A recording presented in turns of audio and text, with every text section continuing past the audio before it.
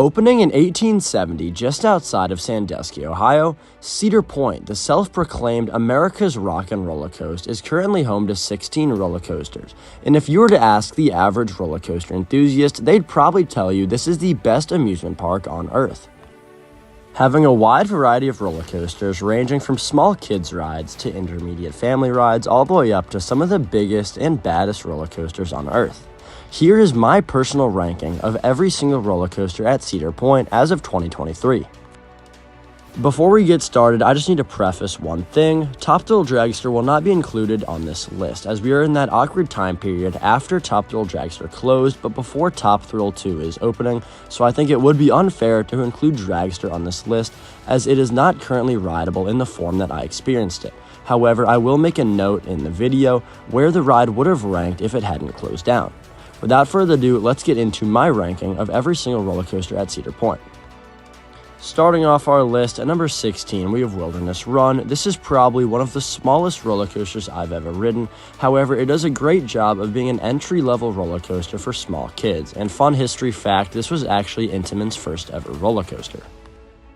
Moving on to number 15, we have Woodstock Express. This ride stays in the kids coaster category with Wilderness Run. However, this ride is a little bit bigger and more exciting. However, it does rank at 15 as there isn't too much to this ride other than it just being a solid kids coaster.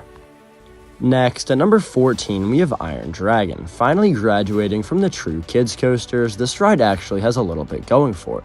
It's got a long sprawling layout featuring 2 lift hills and a fairly awesome finale taking place over the water.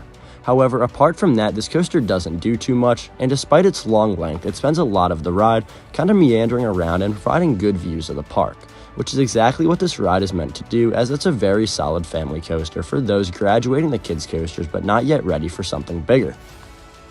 At number 13, we have Cedar Creek Mine Ride. Both this coaster and Iron Dragon are super similar in the way that they don't do too much throughout their layout. Both have 2 lift hills and are actually built by the same manufacturer. However, I like Cedar Creek Mine Ride's location a little bit better. I think if you sit towards the back of the train, you actually do get some exciting elements throughout the ride, and the history of this coaster is just a little bit better, which places it higher on my overall rankings. Finding its way at our number 12 spot, we have Corkscrew. This was actually one of the first roller coasters to ever go upside down, and as much as I can appreciate the history of this ride, I'm not really sure I could say that it stood the test of time. I do make sure to get a ride on this most times I'm at Cedar Point. However, it can be a little bit unpleasant as a couple of the transitions are quite jarring and those trains are pretty unforgiving. Apart from that, this ride looks great from the pathway and is a little bit fun, especially considering the history behind it. Moving on to number 11, we have Gemini, the park's only racing roller coaster. This ride actually is pretty fun, featuring a few quick drops and a few fun airtime hills here and there, all amplified by the fact that you're racing the other train, bringing out the competitive edge in everybody.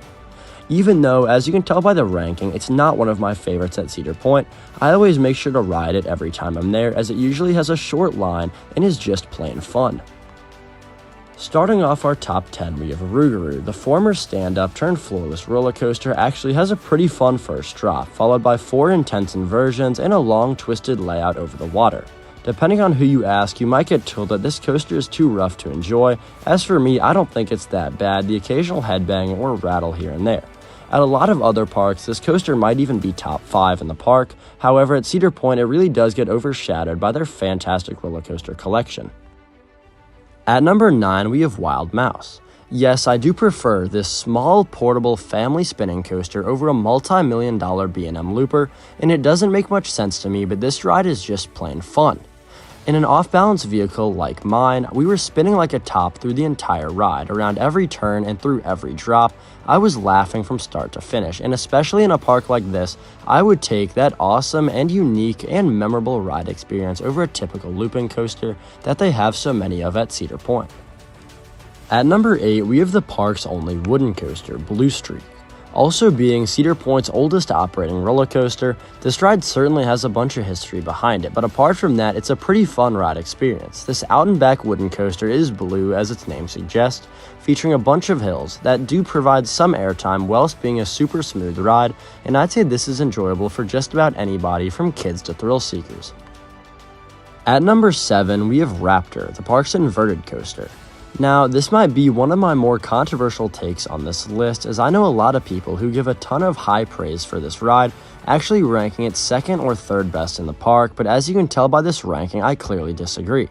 This coaster sure does have 6 good inversions and is crazy intense from start to finish, but for me it's a little bit too rough to enjoy. There's a ton of headbanging, and a few spots I'd actually describe what I imagine a car crash feels like, especially towards the end of the ride. However, its 6 intense inversions and fairly good layout definitely carry it all the way up to number 7. At number 6, we have Valraven, the park's dive coaster. Now, I know a ton of people, especially coaster enthusiasts, that talk down a lot on this ride, saying it's not intense enough or it's too short or blah blah blah, but to me this ride is just pure fun. Everything from the anticipation hanging you over that massive drop all the way through the drop itself and through the rest of the layout is just fun for me. The drop is one of the best moments on any coaster at Cedar Point, and the 3 inversions are definitely a solid way to round off and make this a fairly complete ride. Starting off our top 5, we have Magnum XL200, the world's first hypercoaster. Now, this ride has a reputation for providing some of the craziest and most violent ejector airtime on any roller coaster, and trust me when I say it definitely lives up as its reputation suggests. No matter where you sit in the train, you'll get violently thrown out of your seat to a point where it's almost uncomfortable, especially on that finale. I am a big fan of Magnum, as the first half combined with the middle and the end really make it a complete ride. However, it's just not as re-rideable as some of the other coasters on this list, especially the ones that are higher than it, but this is definitely a guilty pleasure coaster of mine that I always make sure to get on every time I'm at Cedar Point. At number 4, we have Gatekeeper, probably another super controversial pick on this list. I am aware that this is not your standard neck-breaking, knock-your-socks-off, crazy intense roller coaster, but for me, Gatekeeper is one of the most re-rideable roller coasters out there.